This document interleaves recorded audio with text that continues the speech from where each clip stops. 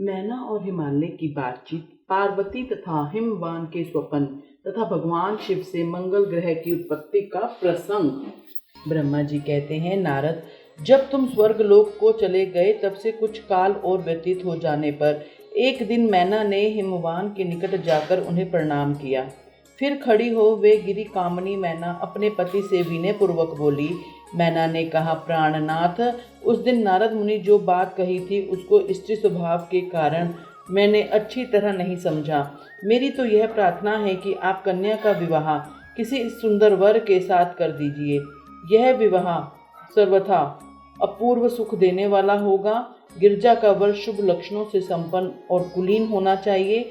मेरी बेटी मुझे प्राणों से भी अधिक प्रिय है। वह उत्तम वर पाकर जिस प्रकार भी प्रसन्न और सुखी हो सके वैसा कीजिए। आपको मेरा नमस्कार है। ऐसा कहकर मैना अपने पति के चरणों पर गिर पड़ी। उस समय उनके मुख पर आंसुओं की धारा बह रही थी। प्राज्ञ शिरोमणि हिमवान उन्हें उठाया और यथावत समझाना आरंभ किया।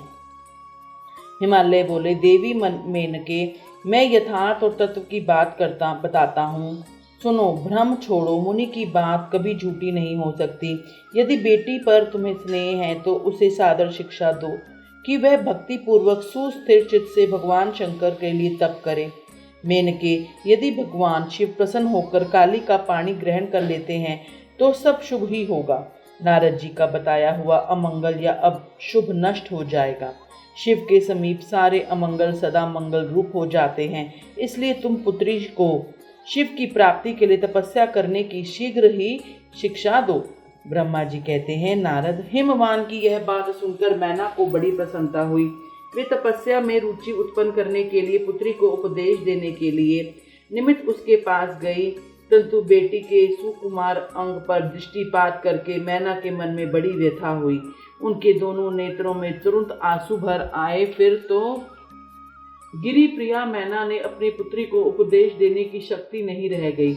अपनी माता की उस चेष्टा को पार्वती शीघ्र ही ताड़ गई। तब वे सर्वज्ञ परमेश्वर कालिका देवी माता को बारंबार आश्वासन दे तुरंत बोली।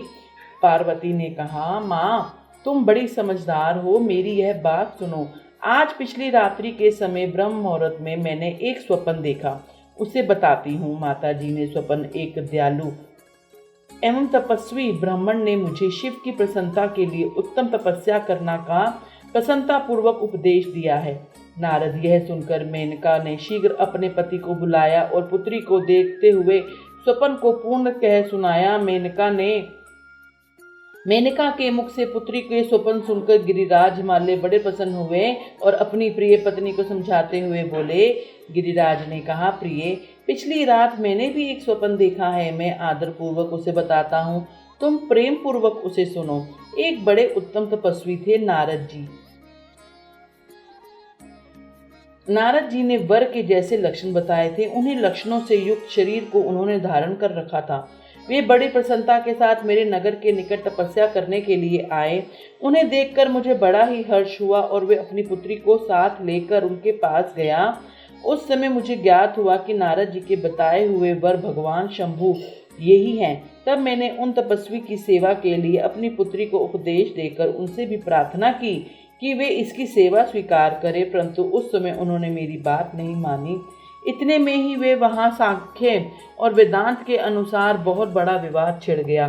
तदंतर उनकी आज्ञा से मेरी बेटी वहीं रह गई और अपने हृदय में उन्हीं की कामना रखकर भक्ति पूर्वक उनकी सेवा करने लगी।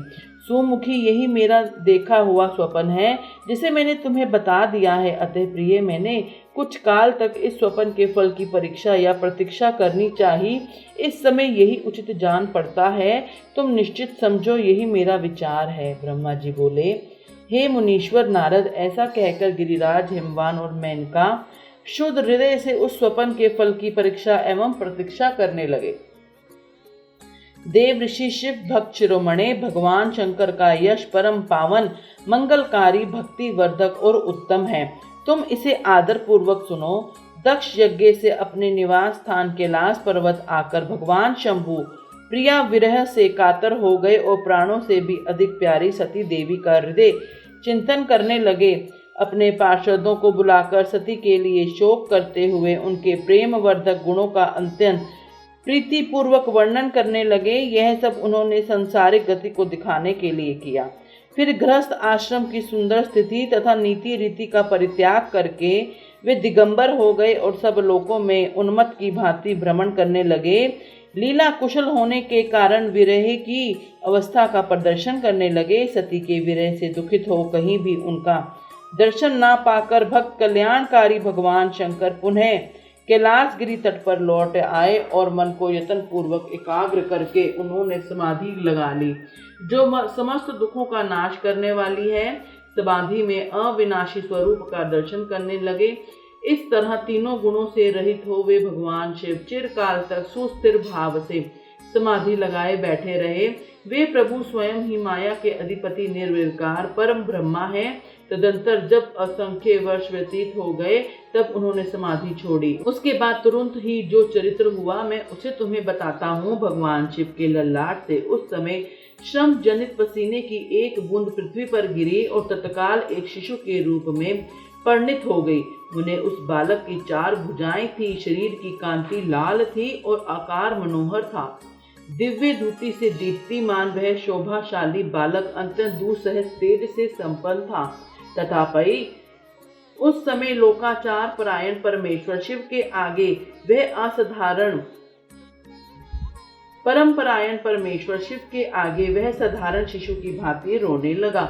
यह देख पृथ्वी भगवान शंकर से भयमान उत्तम बुद्धि से विचार करने के पश्चात सुंदरी स्त्री का रूप धारण करके वहीं प्रकट हो गई। उन्होंने उस बालक को तुरंत उठाकर अपनी गोद में रख लिया और अपने ऊपर प्रकट होने वाले दूध को ही स्तन्य के रूप में उसे तुरंत पिलाने लगी। उन्होंने स्नेह से उसका मुंह चूमा और अपना ही बालक मान हंस हंसकर उससे खेलने लगी। परमेश्वर शिव का हित साधन करने वाली पृथ्वी देवी सच्चे भाव से स्वयं उसकी माता बन गई।